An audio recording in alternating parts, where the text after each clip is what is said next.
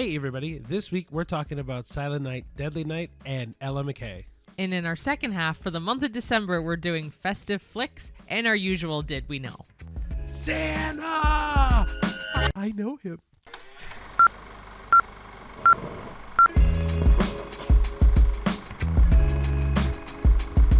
Hello everyone. Hello. And welcome to a new episode of the A-List Admission. I'm Ricardo. I'm Cheyenne. And this podcast is all about your casual viewings of the new releases that came out the week before. Just to prep you for, I don't know, date night, cheap night. I thought you said cheat night. Oh, no, not cheat night. Cheap night. Yeah. Date night. Yep. Or if you want to go to the movies and you just don't want to spend your money on a crappy movie. Yeah, so we'll swing right into some personal news. This is like a mini disclaimer. There's a massive freaking cold sore on my face. I rarely ever get them. I used to get them chronically, but I do take something called lysine. So if anyone has cold sores chronically and you get really annoyed with them, take lysine. It's a vitamin. It actually prevents it. But the only time it flares up is when I'm actually not feeling the greatest, which I'm not feeling the greatest. I have a bit of a sore throat, so I'll try not to talk too much. So if my face looks extra shiny around my mouth, it's because I have Blistex on. Yep. Anyway, yeah, the main personal news was I was having weird car trouble. My car wouldn't start for a few days ago. I don't know if it's the battery or the starter. Anyway, we're getting it checked out today, and it's actually ready to pick up today. So this works out great. But Yeah, actually, they gave us a call that it was ready to get picked up right before we started filming, and I'm like, okay, well, we're going to pick it up after this. Yeah. So. One other piece of personal news is that we're not wearing our Oodies today. Oh, yeah. So usually we would be wearing our typical like blue and pink Oodies or like the over the blankets that you wear. But we just finished actually cleaning up something for Ron and Harry, our guinea pigs. So I didn't want to get more hair on those. So to keep them clean, we just put on another, like I'm just wearing workout clothes from the gym this morning. Ricky threw on his sweater. So bish bash bosh. We're not wearing Oodies today. Surprise. Oh, no. The world is ending. Yeah. I'll go into something that we talked into last week that I'm going to mention now because it is kind of movie news, but it's like our opinion based on movie news. And I was debating about putting this on TikTok. So if we put this on TikTok, this will be it, what we do on TikTok. So we've been seeing some comments about the Netflix Warner Brothers deal stuff. And we released a TikTok last week about it. And we commented it on our show. So people are kind of favoring the Netflix side of this so far. Really? Yeah, remember like people who were saying that it was like a cult to watch the movies. Oh, yes. So I don't know. So just to streamline this. So let's say, like we said in the podcast last week, let's say Netflix does buy out Warner Brothers, and let's say HBO Max is no more, and they just absolve HBO Max and all that good stuff. The thing is that there's going to be more streaming services now that offer. There's going to be less streaming services now, right? HBO is a huge competitor to Netflix, to Disney Plus, to Hulu, to all the things, you name it, right? And so, what incentivizes Netflix to keep it at the same price when they have more to offer now, right? Yeah. Like, I don't understand how Netflix doesn't look at this and go, oh, well, this is a fun excuse to go, oh, well, yeah, if you buy Netflix, you get HBO Max too. You know what I mean? It's not a cult going to the movies. No, and then that's the other thing is we are people who just enjoy movies. Well, we're not the only ones either. No, and then that's kind of what I was going to get to. Like, we love going to the movies, but us trying to get people to go to the movies is not because we just want you to be at the theater. We want you to go to the movies because we support artists and the art of film. And that is, like, sure, we can go to film festivals too, and, like, we can go actually be involved in a bigger way. But, like, for us, that, like, for me and Cheyenne, that are not in the technical space of film, right? And we just like going to the movies. Like, for us, it's us supporting. Yeah, sure, we can support these, like, big name companies like Paramount, like Warner Brothers, like Netflix, like Apple, like whatever, right? but we also go to the movies to support the independent films, right? Like one of the movies that we talked about today is definitely on that realm, right? Yeah, but like we've seen TIFF selection movies this year too. Exactly. We've seen movies that are people trying to do their best. Sure, some flop, but there's also big blockbusters, and it's sure it might be giving money back to the studio, but I personally want them to keep making movies that get released to the theater because the experience is so much better. Like with the new Avatar coming out, there's no way that would be as good on a small TV than it would on a big screen. I completely agree. Right? And then the other stream of thought that I wanted to go into with this is like when we I know we release stuff on Spotify, but to look at Spotify in the terms of music creatives, it's really hard for an independent label or an independent creator, artist to release their music and be noticed on Spotify or get paid on Spotify, right?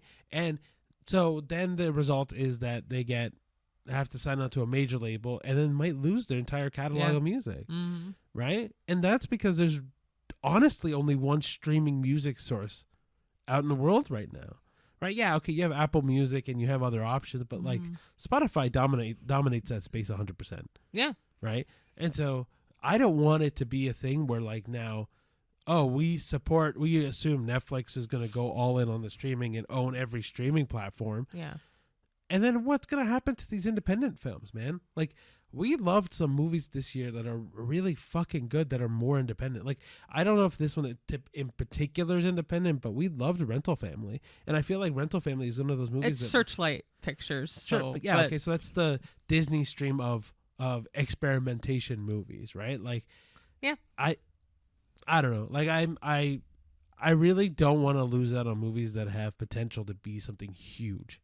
Mm-hmm. And you lose that when you lose your independent creators, those guys that do the self-funded movies, right? Like FNAF at one point, the first one was a crowdsourced movie, essentially, right? We talked about that last week. I don't know. It just, don't get me wrong. I'm not saying I hate Netflix. I don't hate Netflix by any means. Like, we enjoy staying home and watching movies too. Yeah, like I do like that the Wake Up Dead Man, like those mystery movies have been coming to Netflix as well. Because on the days when our work schedules conflict with movie times and stuff, we have the option to see it on Netflix, which is great. Right. But it should still release in theaters. Exactly. And it did, which I'm happy about. Right. But we didn't get a chance to see it in theaters this week. But it officially comes out today. So next week, December 12th. Yes, you will be getting that next week. Yeah, okay. And then to go into our movie news, which literally goes right into what we were just talking about. Yeah. Do you want me to start it or do you want to start it? Doesn't matter. Cool. Paramount has outbid Netflix and offers $108.4 billion to buy Warner Brothers. So obviously this was shared around the internet quite a bit, but where we grabbed it from was Inside History. And so right after Netflix had put their $82 billion proposal to buy out Warner Brothers through the debt thing and all that stuff, Paramount was like, no, we're doing it more. We're going to send more money. Anyway, so we'll see who ends up kind of doing this whole thing. This is a mess to me right now. But this one, sorry, I didn't mean to cut you off. Go ahead. This one, I was reading a little further while you were talking. They're covering every asset when they buy, if they do it, Paramount. So it's going to also include TBS, CNN, and TNT. Yeah. So it's going to include everything with this one. Look, whoever ends up buying Warner Brothers, to me, my brain goes, ship them over to Paramount. I prefer that. I don't know. We'll see what ends up shaking out of this. At the end of the day, someone's buying out Warner Brothers, and it's going to be for too much money, and it's going to be either really good or really bad. Yeah, 100%. But I was, again, reading a little further, and Warner Brothers obviously has to assess both sides of everything. But if Paramount does come out ahead, Netflix does have the right to match it or to exceed it. But if they're already in some type of initial deal, Warner Brothers may have to pay a breakup fee if they've already... Yeah, actually, no, Netflix does. So it's Netflix that pays that fee. Oh. Yeah, which is interesting. Really crazy. So then this is wrong? So I don't know. I read this somewhere where Netflix still has to pay out a certain amount. No idea. But yeah, I don't know. We'll see what happens. I'm just concerned if Netflix gets it because I don't think the idea that Netflix won't put anything on theaters, and if they do, it's very limited stuff. But we'll see. We'll see what happens. Yeah. Kind of sliding into this whole billions of deals. This one I got from Complex Pop, but again, it's been being shared more and more now that Disney has signed a $1 billion deal with OpenAI to make AI videos. There is a little bit more of like a fine print to this. They're allowing for 3 years Sora to generate short fan-prompted videos using over 200 Disney characters, which includes Marvel, Pixar, Star Wars, you name it. They're going to be streaming on Disney Plus and essentially investing $1 billion into OpenAI, which is nuts. Essentially, creativity is dead. Yeah. Like, you're now telling the entire world that fuck you creators, we're going to get AI to just make our shit for us. Yeah. I'm livid at this. I'm not necessarily livid that they would allow OpenAI to use their properties for people to be creative on Sora. What I'm really upset at is that they're going to post it onto the Disney Plus streaming thing. Like, dude, like, you're just telegraphing everybody to everyone in the world that, like, anybody who has an independent thought can just literally just go on Sora and generate something unique. Yeah. Like, fuck off. Like actually get people to spend time to actually make those fucking videos in reality or animate them. Mm-hmm. I don't give me this AI bullshit that's gonna take over the screen, dude. We've had this conversation before on this podcast where AI is going to kill the theater industry, kill entertainment. Because what makes me think now that we're not gonna have some AI generated animated bullshit. Yep. Just take people out of jobs, take people out of it pisses me I off. know. And just to add to me being upset, we're gonna go right into Matthew Lillard's reaction to Quentin Tarantino's comment. So if you don't remember from last week, Quentin Tarantino just outed Paul Dano, Matthew Lillard, and Owen Wilson on some weird rant saying that, like, I'm not saying that those guys suck, but like, well, outright saying that Paul Dano's the weakest actor in SAG, a weak sauce, whatever that fucking means. And then he go following up by saying, I don't care for Owen Wilson, I don't care for Matthew Lillard, yada, yada, yada. Matthew Lillard responds, and this is his exact quote, which is, quote, Quentin Tarantino says he doesn't like me as an actor. It hurts your feelings. It fucking sucks. And he wouldn't say that to Tom Cruise or a top line actor. I'm very popular with, in parentheses, my fans, and not very popular in Hollywood. Two totally different microcosms. It's humbling and it hurts, end quote. Poor guy. Like, he does have so many faithful fans, especially from Scream. Hello. But, like, Scooby-Doo as well. Scooby-Doo, FNAF. Yeah. He was in FNAF 2. Like, yeah. I don't know.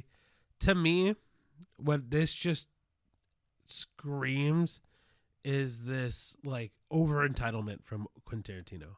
I don't know what fucking high horse he's on to start again bashing people on a platform that he has. Like, he's gonna be recognized as a very good director, but not for his personality. Now it's gonna be all. No. It's gonna be all because of his actual ability of directing a movie.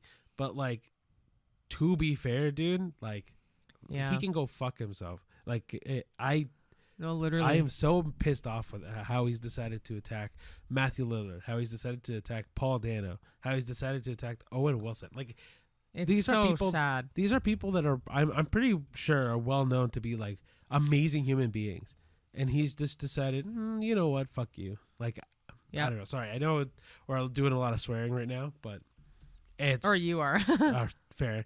I don't know. I'm just beyond upset on how this has taken its way through the internet. It's just so upsetting. It really is. Okay, well, I guess the anger and grit coincides with the first of the two movies that we saw. Yeah. But the first one we did see was Silent Night, Deadly Night. And the second one was Ella McCay. So, do you want me to start? Sure. All right. So, Silent Night, Deadly Night. The director is Mike P. Nelson. And the rating, I could not find the movie rating. They only have a TV rating, which is MA, so mature, for strong horror content, gory violence, and slasher themes. Underrated. Understated. Like, this is a very gory movie. Hold on. I got Just finished. Anyway, the runtime is 97 minutes, so an hour 37 minutes. And the main cast include Rowan Campbell, Ruby Modine, David Lawrence Brown, David Tomlinson, and Mark Atchison. And the spoiler-free synopsis is, it's a contemporary reimagining of the notorious holiday slasher classic. It follows a man haunted by the traumatic memory of witnessing his parents' brutal murder on Christmas Eve. As an adult, that trauma drives him to don a Santa suit and embark on a violent spree each holiday season. In this version, his latest bloody campaign collides with unexpected emotional stakes when a young woman enters his life, challenging him to confront his inner darkness rather than simply succumb to it. So, what did you think of Silent Night, Deadly Night? I mean, it's a enjoyable movie. It actually is. Like, once I saw that the rating was TV mature, I'm like, TV? Like, but yeah, I actually really liked it. It gives me a lot of the Terrifier vibes. Very much the film style. Yeah. But it's also the 7th movie in this installment, which I've never we've never known heard of this this series before. There's like 6 different versions of There's this movie. made for reboots or TV, whatever. made for video, like all the things. Yeah, so if you've seen any of them before, please let me know. I'm curious to see how the other ones stack up to this. But this one in particular, now, are we saying this is the peak cinema? No. Like, not by any Heck stretch. no. This is honestly, this is one of those movies that kind of goes so bad it's good. It is. It's very much like Twilight to me in that it's like it couldn't get any worse, but I still enjoyed it. Yeah, like it was just not great performance-wise. In terms of story even, or acting is not like pristine. No. But No. it was a lot of fun. So the main guy, I never did look him up after, but he looks very familiar, Rowan Campbell. So I'm going to have to see where I maybe know him from. But it is very much, it gives me like Hallmark movie cinematography. In a weird horror version, yeah. A weird horror version, but like the cinematography is very much like a made-for-TV movie. You're very right, actually. Yeah. It's a very much like a horror version of a Hallmark movie. Very, very much But so. yeah, like it's the story's very loose, and all the death is very, very gory and very, very in your face. Very stupid gory. And like it is not scary. They try way too hard to make little like some music added in to make it scary. Like it's not scary. It's on the funnier side of life for sure. Yeah. But like cinematography, I want to say this is one of the worst of the year. For the cinematography. The overall movie, definitely not the worst of the year, but definitely not the best. No, there's one scene in particular that I could keep thinking where, like, not spoiler because I'm not going to say who dies, but the way that one character dies is they have blood spew out their mouth. But, like... It's not well done. Like it's not like they have blood actually pour out their mouth. It's like they go, bleh, and then you see from, like, the far right of their mouth, something gets splattered. It's not even that. It's that it looks like he almost choked on the blood pack. Because he, like, it's like, but, like, it doesn't come out in time. See, for me, the way that it looks is that it's one person, the actor going, bleh, and then a person to their immediate right, like, splashing paint onto the screen. This is essentially in the first, like, 2 minutes of the movie. Yeah, but it's so not bad. A spoiler, really, but... so bad. But, like, rating-wise, so before I give my rating, I am changing my FNAF 2 rating. Oh, I should change higher because of this movie. So I'm changing FNAF 2 to a 7. I had originally done 5.5. Yeah, I upped it to 7. Oh, that was a different conversation than we had yesterday. Yesterday I said 6.5, and the more I talk about this movie, the more I up the other one. All right, I'll lower mine down to 7 as well. But what was yours? 7.5. Okay, so 7 on both playing fields for FNAF 2. For this one, I'm giving this a 5.5. And I will agree, it's definitely a 5.5. Again, not the worst movie. So if because we're rating it in the sense that, like, this is a full movie thing. Like, if it was just based on feels, I think this gets a little bit of a higher rating, but because this movie is just not good, truly, but it's just enjoyable. Mild feels. Again, not good. Yeah, it is. Yeah, it has to get It's to a 5.5. C-list, D-list movie. Like, I no offense to the acting. Even the acting wasn't that great. So, but I enjoyed it. Like, I would actually watch it again. It was very, very interesting. Yeah. Anyway, we'll go into our second movie, which is Ella McCay. The director is James L. Brooks. The rating is PG-13. And the runtime is 115 minutes, which is equal to an hour and 55 minutes. The main cast is Emma Mackey, Jamie Lee Curtis, Jack Lowden, Kumail Nanjiani, Ayo Edebiri, Rebecca Hall, Albert Brooks, and Woody Harrelson. The spoiler-free synopsis is that Ella McCay follows a 34-year-old idealistic lieutenant governor in 2008, who, after her mentor leaves for a federal cabinet post, is set to take over as governor. The film explores her attempt to juggle a demanding political career, public expectations, and complicated family dynamics, highlighting the tensions between ambition, responsibility, and personal relationships. Now, what did you think of Ella McCay? So first thing is that I don't know if you know who Albert Brooks is. But I know the name, and it's driving me nuts. He is Marlin in Finding Nemo. Yes, who he is the 100%. governor. Oh my gosh, in yes, this. he is. Oh my gosh. Yeah. Anyway, I recognized his voice so much, and I was trying to remember the entire time what was his voice from, and I just gave up on it. I'm also going to add in that Julie Kavner is in this, and I realized she wasn't listed on the main cast, who is Marge Simpson in The Simpsons, and she's probably my favorite character in this movie as Estelle. 100%. Okay, well, let's talk about her for 2 seconds. Holy hell. She is the funniest person. Exactly what you in think this movie. she would be, she is. 100%. She's the and- comedic through line to this movie. She's like a weird But narrator also through this and a very good support system for Ella. Yeah, but man, is she funny. Holy fuck, so is she funny. Decent movie. It's on the same wavelength to me as Young Werther that we saw earlier this year, in that like I enjoyed it a lot more than I thought. But I kind of had a hunch I actually would enjoy it a lot more than I thought because of Jamie Lee Curtis, and she's freaking amazing. Looks gorgeous in it as always. Like the overall like casting was really well done. They also, I apologize to the people I forgot in this cast because I'd missed a few. And also the brother in this, his name is Spike Fern, so I apologize, did not add that in as well. Yeah, but he was really good. The story felt like decent. I mean, very typical. Like I kind of I kind of had a hunch what would happen, and it did. Yeah, the story is very predictable. That's the word, predictable. It is very, but it's very enjoyable. I actually really liked it. I think the fact that this is a comedy, but it's a more realistic comedy than a extravagant, because it's not trying to be too much by any means. Like, But that's a James Brooks movie, is very much. Yeah, that. no, it's very realistic, but it's really good. I actually really liked it. I thought it was very fun, very interesting, very creative. I'm always kind of in support of comedy movies that do really well, so I really hope this movie does really well. I like the cast a lot. This does kind of play the game of maybe the cast is just too star-studded a little bit, but it's not so bad as to... Not really. There's only really 3 There's really big art actors. I mean, I would argue there's more, but it's fine. I don't think that ruined anything for me though. I'm gonna rate it. Mine's a 5.5. I already knew mine, so. Oh man, I feel like that's low for this. No, I also though I feel bad for the movie because they also got like right now a 21% on Rotten Tomatoes, which is very low. Which is not right. No, but I'm still sticking with 5.5 because really like good movie, not really good for me. I'm in the range of 6 to 6.5, but I think I'm gonna slide to 6 just to be a little bit more conservative. Yeah. But it's good. Like I don't want anyone to think that I don't like this movie. I think it's really fun and it's really interesting. The husband of Ella McCay is a very interesting character in and of himself.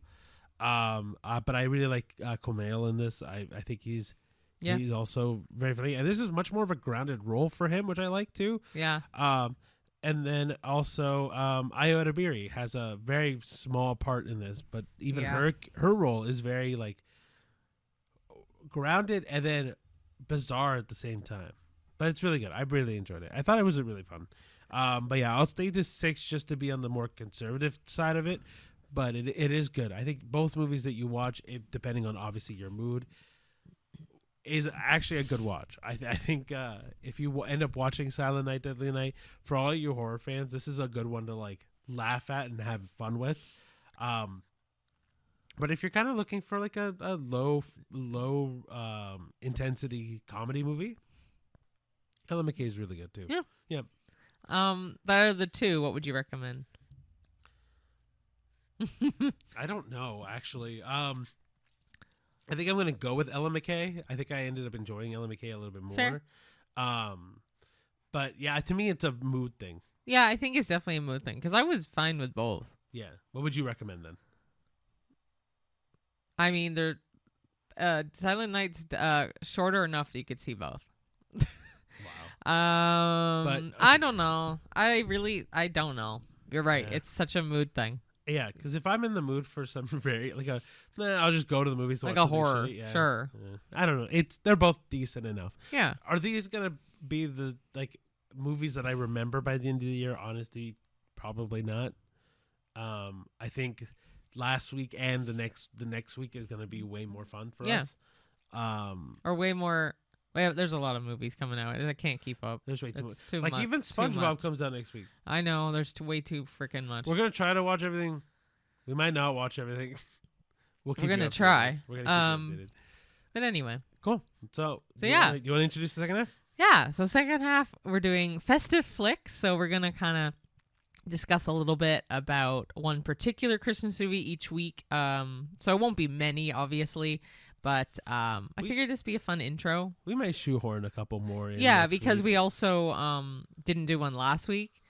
So I figured why not? Sure. Might as well start now. Maybe the week of Christmas, guys, we'll do like 6 in one. But also it's like the 12 days of festive flicks because today's the 12th, right? So Ooh. anyway, so I picked Elf from 2003. Oh, good one. The director is Jon Favreau. It was rated PG and ran for 97 minutes. Again, an hour 37 minutes. And the main cast include Will Ferrell, Zooey Deschanel, James Caan, Mary Steenburgen, Bob Newhart, Ed Asner, and Daniel Tay. And Elf is all about, in our spoiler-free synopsis, although we will have spoilers, Elf is a human raised as an elf at the North Pole, and he discovers he doesn't quite fit in and travels to New York to find his real father. Along the way, he spreads Christmas cheer, learns about the real world, and tries to bring a little holiday magic to a cynical city. A sweet, goofy, feel-good holiday comedy led by Will Ferrell's iconic performance as Buddy the Elf. So what do you think of Elf? Let's talk about it. This is, to me, the most modern Christmas classic. I don't think this movie... You can't not watch this movie. A lot of people I know hate it. But it's one of those movies where you either love or hate it. Yeah. And it's, to be fair, it makes sense why. Yeah. Right? But a lot of people don't like it because of Will Ferrell because they don't like Will Ferrell. Sure, but if you don't like Will Ferrell, you're gonna miss out on so many freaking comedy classics. Oh, I know. But I also get it. Anyway, for me, to me, it's all the little details of that movie. I mean, one of the things I will recommend, if you want to learn a lot about Elf as a movie, all the behind the scenes stuff, watch the movies that made us on Netflix. The Christmas one. They have a whole in-depth episode about just Elf and what it took to make Elf and all the steps along the way. Really good documentary on it. But it's all the little things to me about Elf that I love. Like the little Rudolph the Reindeer section of the North Pole. Yeah. And I love the fact that when he's out in New York City, it's actually him just doing improv shit in New York City. The best is the Santa in the jogger suit.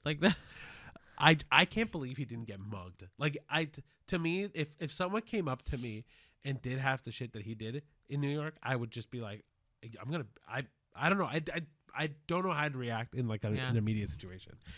But and then him eating the bowl of what was it? Pasta the spaghetti with all the Pop-Tarts and M&Ms. I know he threw up on the first take of that. I almost throw up every time I look at it. It's gross. I mean, the plate isn't gross. It's how he eats it that's gross. No, to me it's the amount of shit that's on that plate. But the pasta's plain until you add something. Right? Sure, but it's so much shit that's on that plate. It would so gross to me. I can't.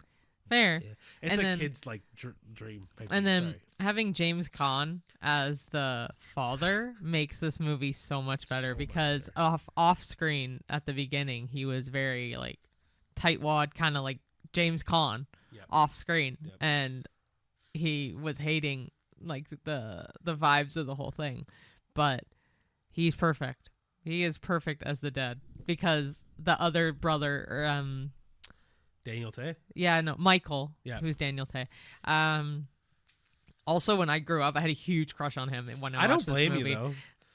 But it's like the really gritty, like Italian mafia kind of vibe, which he gets from his dad, which I think is the funniest thing. And then Mary Steenburgen, great. Zoe Deschanel, great. Jon Favreau being in it as well, great. I think to me, this is like the start of when I knew Jon Favreau and Peter Dinklage. Oh, and Peter Dinklage too, yeah. Not honorable mention for sure. Yeah, I mean, he has a very limited screen time, so I don't blame him not being on the main cast section. But like, Peter Dinklage in this movie is like the first time I think I've ever seen Peter Dinklage in a movie. Probably. I don't know. And the fact that he has such a decent role enough that it's like, oh yeah, I'll remember that character. And then Amy Sedaris being in it, like a couple of the other guys that are the comedians as well. It's a great movie. It's not Cedric the Entertainer. No. What's his name? The one who took over Wanda Sykes' role. Oh, I don't know his name. Oh, but he plays that character also perfect. Also, this isn't in the Did We Know, but yeah, his name tag, that guy who is the store manager at the toy store, his name tag says Wanda because originally it was going to be Wanda Sykes, and at the last minute she had to back out, so they kept the name tag. I think he asked to keep the I name don't tag. know if he did. But anyway, but there's a lot of really cool facts, and for us, it's a Christmas Eve tradition to watch 3 movies, Elf being one of them, and then The Polar Express, and then Jim Carrey's version of The Grinch, and the cartoon Grinch as well. I love that she just glazed over Polar Express. She's like, and Polar Express, obviously. Like, I don't think everyone watches Polar Express. No, obviously. Well, I guess so. It's one of my all-time favorites. We will review that one. We should review that one next week. Yeah. Yeah. But, yeah, like Elf is, I think, the most modern version of a Christmas classic. Yeah. And yeah, it introduces you to people that have budding careers at that point. And for Jon Favreau to like direct something that is a Christmas classic and then go on to direct fucking Iron Man after that, then also The Mandalorian as well. Like, he has such a huge stamp on the film industry. I kudos to him, man. Yeah. Yeah. I know. All right. So we'll look into some like critic reactions to Elf as well. But the overall critical consensus is that it's being widely praised as a fresh, funny, and unexpectedly heartfelt holiday movie. And like Ricky said, it became very quickly a modern Christmas classic because it's funny. It has a funny tone. It has a sweet Christmassy tone. And of course, Will Ferrell's performance in it is awesome. Yeah. So what critics loved, obviously, it was Will's performance. Reviewers consistently highlighted his full commitment, childlike energy as the movie's biggest strength. I know many said Elf wouldn't have worked without him, and it's true. I think that without his like SNL kind of style of acting, I think it makes that movie shine through. Mm-hmm. And it's also sincere and silly. So critics did like how it was goofy. It had a lot of really good physical comedy too, and it was just very warmth. While kind of dipping into that cynicism a little bit. The physical comedy, the first thing I thought of was him eating the cotton balls. Yeah. It had a strong holiday spirit. So multiple reviewers noted that Elf had captured the old school Christmas specials feeling, while still being modern. The critics also loved the supporting cast, obviously, and we didn't mention Bob Newhart as well. Or Bob Ed Asner, we didn't mention either. No, so Bob Newhart and Ed Asner being the North Pole guys, but so James Caan, Zoe Deschanel, Mary Steenburgen, all of them. They definitely grounded the film and didn't make it like overly like sugar coated, you know. You're right. Actually, that makes sense because like it balances very well with Will Ferrell's kind of personality in this movie. That's like kind of the point. They need someone to level it out. Yeah, 100%. Jon Favreau's direction. So many loved the blend of practical effects and light CGI, calling it charming rather than over polish. But some common complaints overall with critics was that it was too holiday cliched and like too sweet and too sentimental, which it leaned too hard in it. But I guess that's kind of the point, because if they're praising the fact that it's like the old school Rudolph and old school Frosty the Snowman and stuff, they're hella cliched holiday classics and they're super sweet. They freaked me out as a kid, so I still actually haven't seen a full version of either of those. Sorry. I don't care to. They still kind of freak me out. I don't know how they could go around that, No. though, without it being a complete and fun movie. Mm-hmm. You know what I mean? Mm-hmm. The last thing they complained about was the predictable story arc. So some reviewers pointed out that the plot follows a lot of similar Christmas beats, though it didn't matter because the execution was so good. The typical range for the review score on this movie is 85% from critics on Rotten Tomatoes, which is decent for critics. Yeah.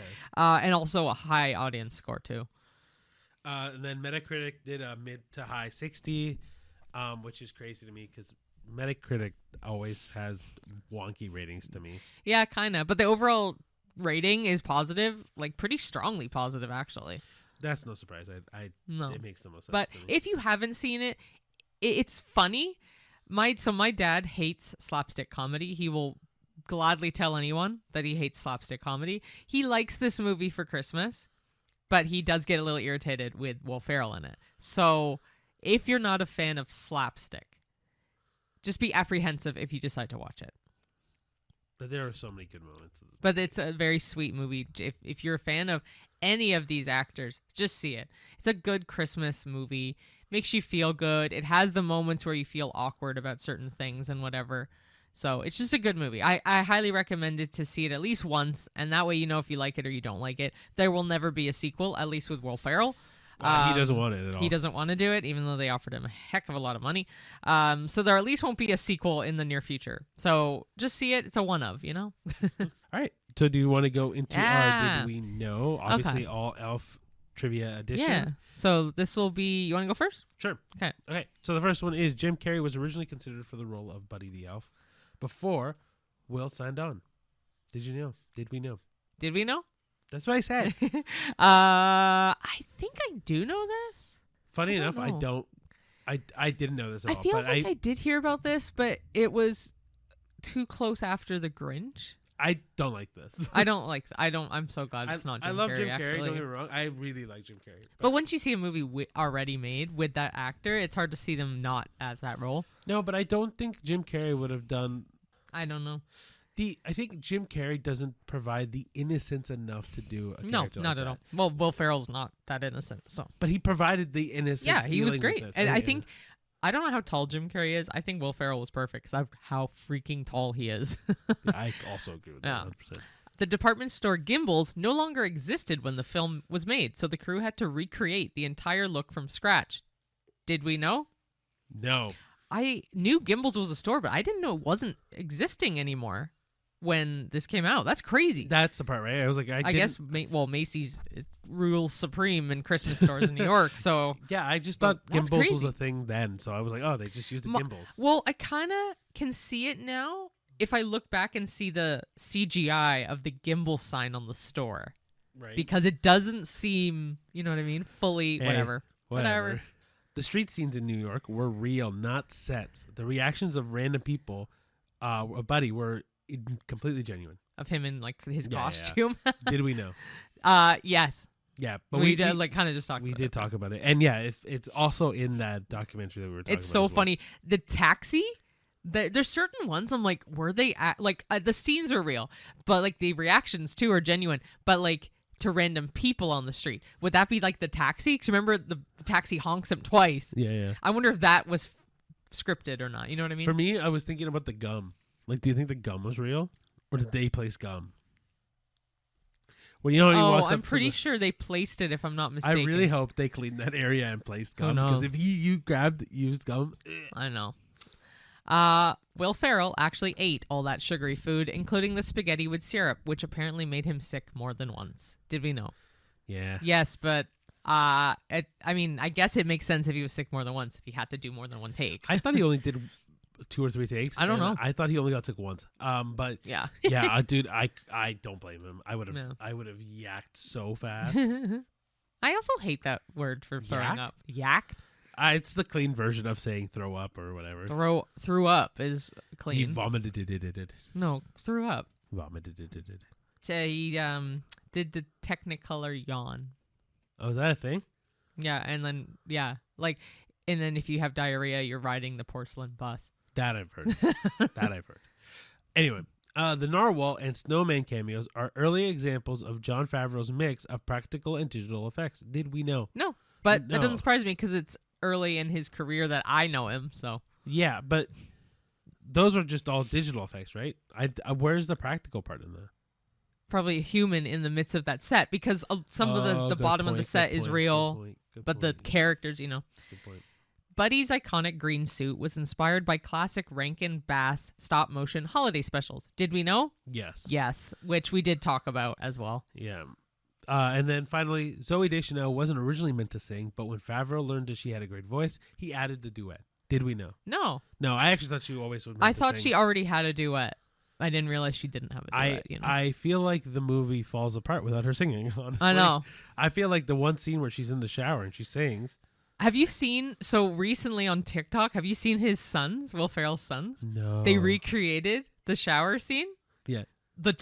His Will Ferrell's two sons recreated the shower scene. One of them is Zoe singing in the shower, and one is Buddy. That's awesome. They're fully clothed, but it's really funny because it's his two sons doing it. But yeah, I figured that Zoe singing the shower part makes her more genuine as a human. No, like a beautiful woman, like singing voice in the Yeah, shower. but I feel like it's because remember, she comes off very like yeah. stern, not stern, but like closed off. Yeah. So it opens her up more, and then at the end of the movie, it's a good wrap up of Mhm. everything. So I don't know. I feel like it Fair. transitions that movie very well. Fair. Cool. All right. So that kind of sums it up. It's a little bit shorter just because not really feeling the 100%. Also, because we do talk pretty fast. Well, yeah, we eat fast too. Like really random. So we just do stuff fast. We eat really fast. So we talk really That's fast. hilarious. I wasn't gonna say that, but that's hilarious. We do. I We eat do faster talk. than him. So actually, I'll do a little anecdote Oh, story no. before we go too far. So my best friend in the world, his name is Michael. When I was growing up, he used to tell me I was the fastest person in the world that he's ever seen eat. Like I used to finish eating before he started eating, kind of idea. And he's like, man, I don't know how you eat so fast. I'm like, I don't know, I just eat fast. And then he said, man, you're gonna date a girl one day you're gonna finish and you're just gonna sit there and stare. And I'm like, no, it won't be that bad. It won't be that bad. And then I think me and you went to go visit him one day, and he saw you eat, and he goes, "Holy crap, she eats faster than you!" It was a sushi, I think. Yeah, that but we took him. it's one of the stories that makes me laugh the most. Yeah, Yeah, that's a yeah. good one. But yeah, thanks for watching, listening, subscribing, commenting, liking our videos and our stuff for the podcast. We love what we do. We don't get paid to do it. We would love to, Yeah, but we just right now are enjoying it for What it having the entertainment and having so much of a fun experience throughout the year. Can't believe it's been almost a full year of doing this. of yeah, doing it's this. But seeing all these movies, it's so great. Even if we hate the movies, it's just so cool that we've seen so many movies, which we have a letterbox to recap as well. But we did, like we said, have seen over 100 movies so far. crazy. And Cineplex did a recap as well. We're in like a top percentage of moviegoers. Yeah. So heck yeah. But anyway, if you don't follow us on anything, or if you'd like to, we have Threads, Threads,